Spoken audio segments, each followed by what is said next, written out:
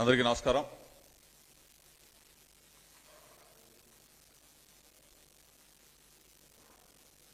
అయ్యో పాపం చంద్రబాబు.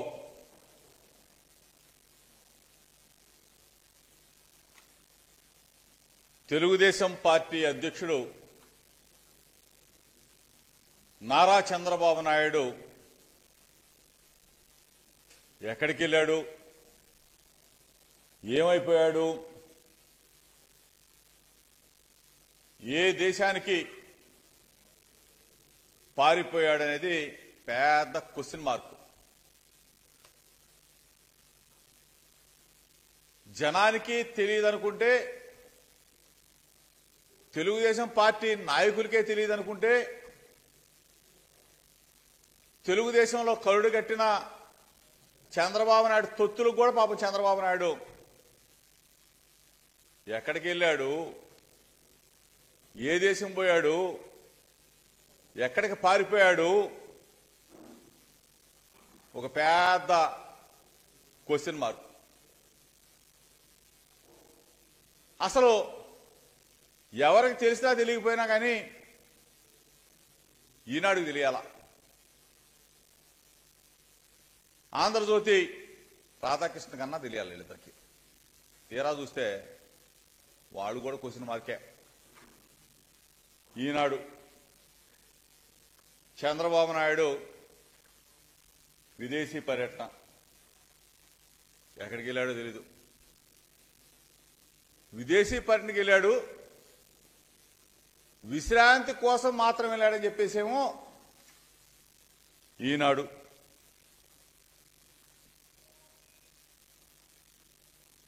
వైద్య పరీక్షల కోసం అమెరికాకు పోయాడని చెప్పేసేమో ఆంధ్రజ్యోతి రాధాకృష్ణ. ఈ రెండు పేపర్ల మధ్య, అంటే చంద్రబాబు నాయుడికి రైటు, చంద్రబాబు నాయుడికి లెఫ్ట్ ఉన్న ఈ రెండు పేపర్లు, రెండు ఎల్లో మీడియాల మధ్య సఖ్యత లేదు. అంటే వీళ్ళిద్దరికే తెలియకుండా చంద్రబాబు నాయుడు ఎక్కడ పారిపోయాడు? అసలు వీళ్ళిద్దరికి చెప్పకుండా చంద్రబాబు నాయుడు ఏ దేశం పోయాడు, ఎక్కడ దాక్కున్నాడు లేదు. దోచేసిన డబ్బంతా కూడా, కొట్టేసిన డబ్బంతా కూడా దుబాయ్లో దాయడానికి పోయాడా? ఎక్కడికి వెళ్ళాడు? ఈ పరిస్థితుల్లో చంద్రబాబు నాయుడే కనపడకుండా పోతే తెలుగుదేశం పార్టీ అడ్రస్ గల్లంతా. అవునా కదా?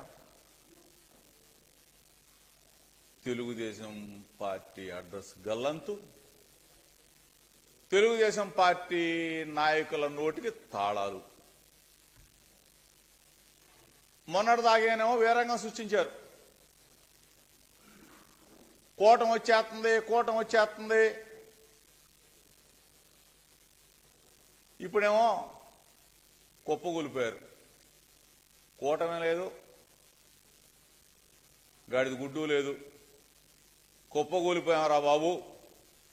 చంద్రబాబు నాయుడే మాకు అసలు అతిగతి లేకుండా మాకు ఎన్ని సీట్లు వస్తున్నాయో చెప్పకుండా పారిపోయాడు, మా పరిస్థితి ఏంటని చెప్పేసి ఒకడికొకడు జుట్టు పీక్కుంటా ఉన్న పరిస్థితి చూసాం. ఏదైనా రాజకీయం చేస్తే, ఏదైనా ఎన్నిక చేస్తే విలువ ఉండాలా, విశ్వసనీయత ఉండాలా. మా లీడర్ ఉన్నాడు, దమ్ముగా ధైర్యంగా పలానా చోటకి వెళ్తాం, అది మా క్యారెక్టర్. మీ లీడర్ ఉన్నాడు, ఎక్కడ పోయాడో తెలియదు, ఎక్కడ దాక్కున్నాడో తెలియదు, ఎక్కడ పారిపోయాడో తెలియదు, ఏ దేశానికి పోయాడో తెలియదు. ఇది మీ క్యారెక్టర్ లేని వెధవలు అంటారు. ఇటువంటి పరిస్థితుల్లో చంద్రబాబు నాయుడు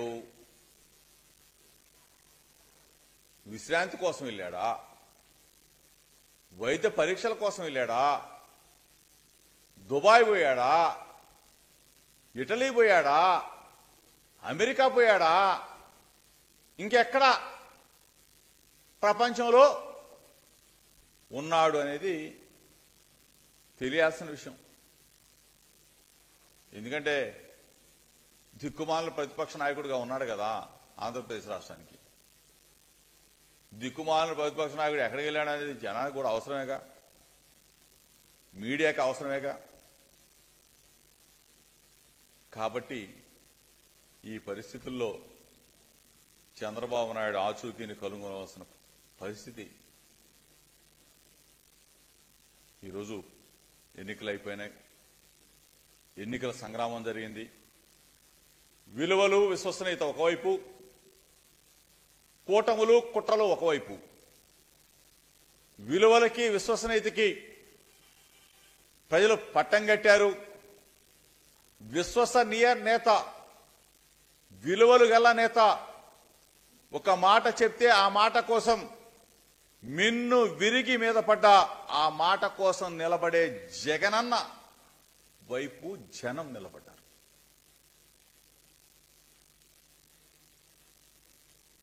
కూటమి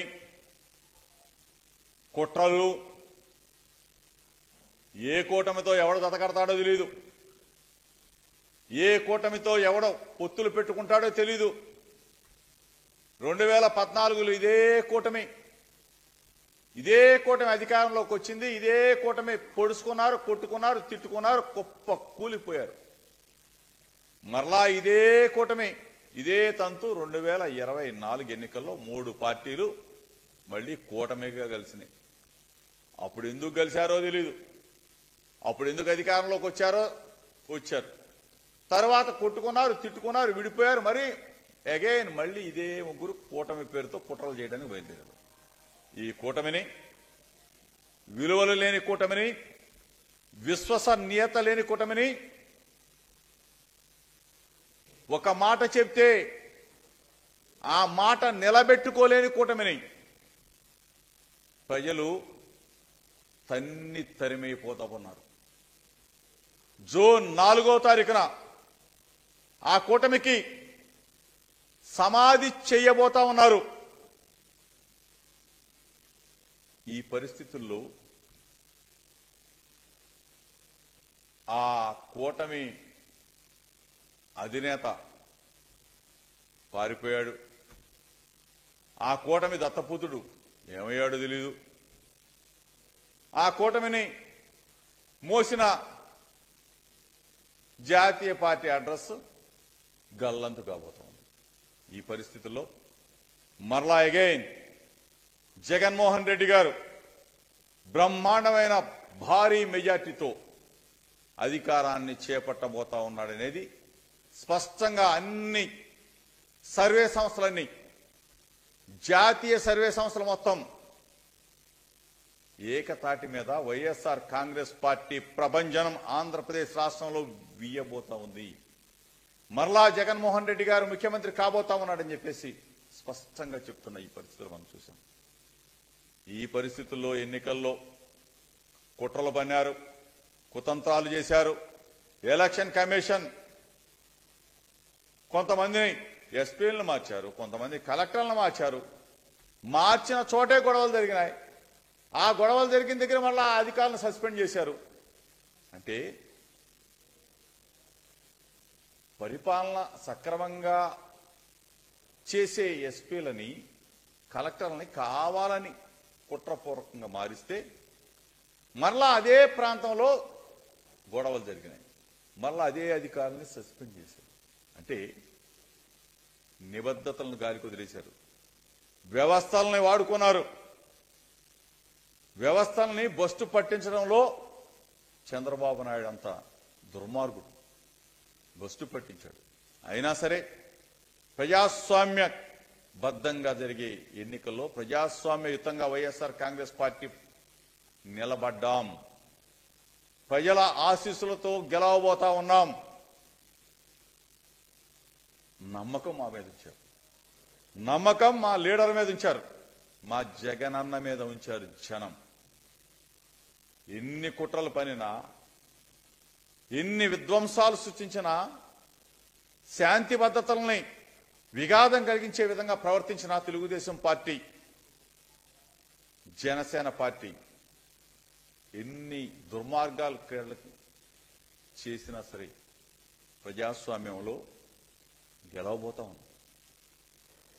ఈరోజు మా మీద, మా పార్టీ లీడర్ల మీద, ఆఖరికి నా మీద కూడా, మంత్రుల మీద కూడా తీనాట్ 2లు, తీనాట్ 7లు, ఎస్సీ ఎస్టీ యాక్ట్లు పెట్టినా సరే ధైర్యంగా ప్రజాక్షేత్రంలో నిలబడ్డాం, గెలవబోతా ఉన్నాం. వైఎస్ఆర్ కాంగ్రెస్ పార్టీ జెండా రేపరేపలాడబోతా ఉంది. జూన్ 4వ తారీఖున వైఎస్ఆర్ కాంగ్రెస్ పార్టీ శ్రేణులన్నీ కూడా సంబరాలకు సిద్ధం కమ్మని చెప్పేసి మీ ద్వారా కూడా పిలుపునిస్తా ఉన్నాం.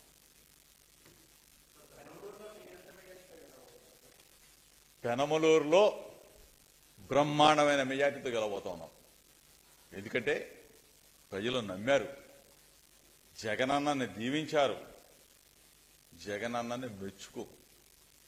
ఎన్నిక ఎప్పుడు జరుగుద్దా? 5 సంవత్సరాలు జగన్మోహన్ రెడ్డి గారు మన కోసం సేవ చేశాడు, జగనన్న కోసం ఫ్యాను గుర్తు మీద ఓటు వేయాలని చెప్పేసి తహతహలాడారు, ఫ్యాను గుర్తు మీద ఓటు వేశారు.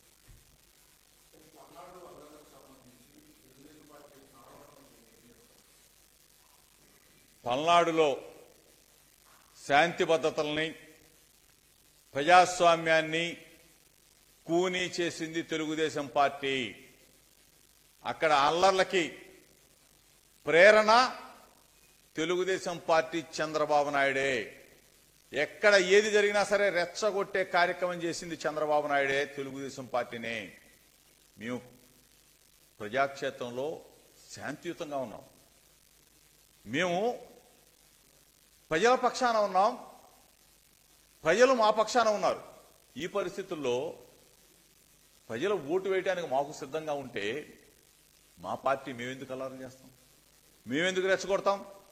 చంద్రబాబు నాయుడు అనే వ్యక్తి ఆరిపోయే దీపంలాగా ఉన్నాడు కాబట్టి, ఆరిపోతానికి సిద్ధంగా ఉన్నాడు కాబట్టి, తెలుగుదేశం పార్టీ అడ్రస్ గల్లంతు కాబోతోంది కాబట్టి ఈ రాష్ట్రంలో విధ్వంసాలు సృష్టించాడు, శాంతి భద్రతకు విఘాతం కలిగించాడు, వ్యవస్థలన్నిటిని కూడా అడ్డం పెట్టుకుని ఆ వ్యవస్థల్లో ఉన్న కొంతమంది వ్యక్తులని ప్రలోభాలకు గురి చేశాడు, ప్రలోభ పెట్టాడు. ఈ రోజున ఇటువంటి విధ్వంసాలకు జరగడానికి కారణం దిక్కుమాలిన ప్రతిపక్ష నాయకుడు చంద్రబాబు నాయుడు.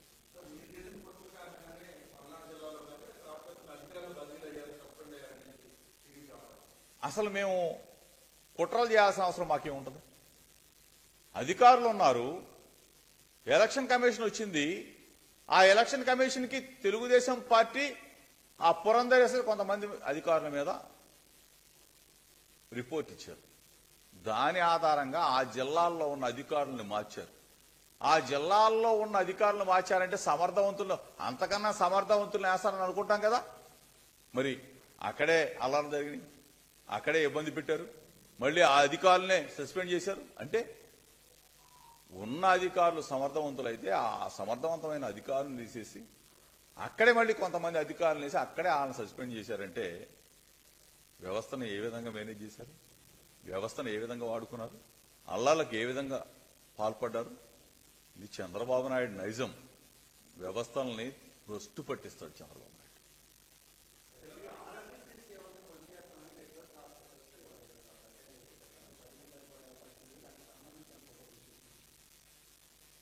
ఆరోగ్యశ్రీ అది మా పేటెంట్. డాక్టర్ వైఎస్ రాజశేఖర్ అంతకుముందు చంద్రబాబు నాయుడు వదిలేసి వెళ్ళిపోయిన 1800 బకాయిలనే మా ప్రభుత్వం, మా జగనన్న మేము మరలా 1800 కోట్ల రూపాయలు బకాయిలు కట్టి ఆరోగ్యశ్రీని మరలా గాడిలో పెట్టి ఈరోజు ఆరోగ్యశ్రీ మరలా రేపు మేము రాబోతా ఉన్నాం కదా. జగనన్న మరలా ముఖ్యమంత్రి కాబోతా ఉన్నాడు. ఏ బకాయిలు ఉన్నా కానీ తీర్చేస్తాం, ఆరోగ్యశ్రీని గాడిలో పెడతాం, ప్రజల ప్రాణాలను రక్షిస్తాం. చంద్రబాబు నాయుడు కనపడబోతే ఇద్దరిని అడగాల, రేపేం చెప్తారో చూడాలి. ఇద్దరు రైటు లెఫ్ట్ ఏం చెప్తారో ఈ రామోజీరావు గారు, ఈ రాధాకృష్ణ గారు. ముందు వీళ్ళిద్దరికి ఇబ్బంది చంద్రబాబు నాయుడు కనపడబోతే, ఎందుకంటే వీళ్ళిద్దరే పట్టుకొచ్చేస్తారు. అందుకనే కదా ఈ బాధలు. ఎక్కడ పోయాడు తెలియకుండా పాపం. ఎవడన్నా ప్రతిపక్ష నాయకుడు ఈ దిక్కుమాలినోడు కాకపోతే నేను పలానా చోట పోతున్నాను, నా కంటి ఆపరేషను లేదా నా గుండె ఆపరేషను నాకు లేదా నా కడుపుల నొప్పి ఏదో చెప్తాడు అన్న పోయి. ఒకడేమో ఆరోగ్య బాగాలేదు పోయాడు అంటాడు, ఒకడేమో విశ్రాంతి కోసం విహారయాత్ర పోయాడు. ఏది నమ్మాలా? ఎక్కడ కనీసం ఎక్కడ పోతున్నారో కూడా ప్రతిపక్ష నాయకుడు చెప్పకపోతే ఏంటిది? ఇంత దుర్మార్గంగా ప్రతిపక్ష నాయకుడు మీ గురించి మేము ఆందోళన పడాలా? నువ్వేమో హ్యాపీగా ఏడ దొంగనో తెలీదు, ఏడ డబ్బులు దాచుకున్నావు తెలీదు, నీ గురించి మేము ఆందోళన చెందాలా? ఏంది ఇది? ఒక మొక్క చెప్పిపోతే బాగుండు కదా. ఓకే అన్న.